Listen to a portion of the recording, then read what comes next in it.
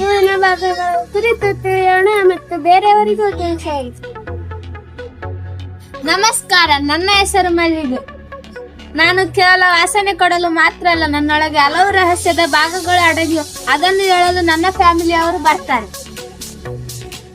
ನಮಸ್ಕಾರ, ನನ್ನ ಹೆಸರು ಸೆಪ್ಪಲ್. ನಾನು ಹೂವಿನ ಸೆಪ್ಪಲ್.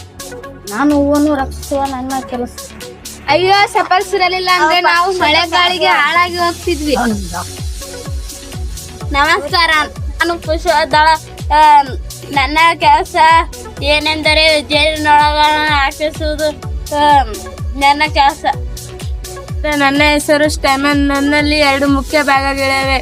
ಒಂದನೇದು ಮೇಲೆಗಡೆ ಇರೋದು ಪರಗರೇಣು, ಎರಡನೇದು ಕೇಸರ ದಂಡ.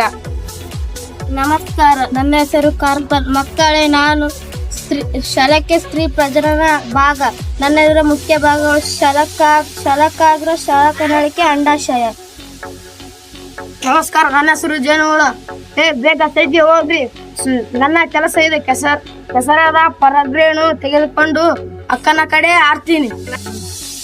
ಜೇನುಹುಳೆ, ನೀನು ಸಿಂಗಲ್ ಸೀಟ್, ನಾನು 24x7 ಫ್ರೀ ಸರ್ವಿಸ್. ಗಾಳಿ ಬೀಸೋದಕ್ಕೆ ನಾನಿದ್ದೀನಿ. ಹಲವು ಹೂಗಳಲ್ಲಿ ಪರಾಗಸ್ಪರ್ಶ ನಾನು ಮಾಡ್ತೀನಿ.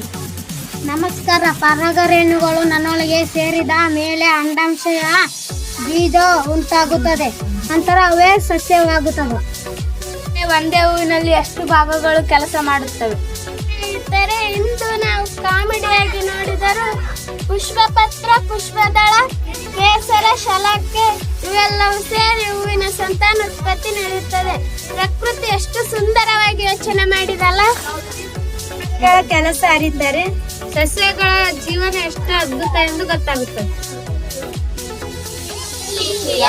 ಹೊಸ ವಿಡಿಯೋಗಳಿಗಾಗಿ ನಮ್ಮ ಶಾಲೆಯ ಚಾನಲ್ ಅನ್ನು ಫಾಲೋ ಮಾಡಿ, ಲೈಕ್ ಮಾಡಿ, ಸಬ್ಸ್ಕ್ರೈಬ್ ಮಾಡಿ.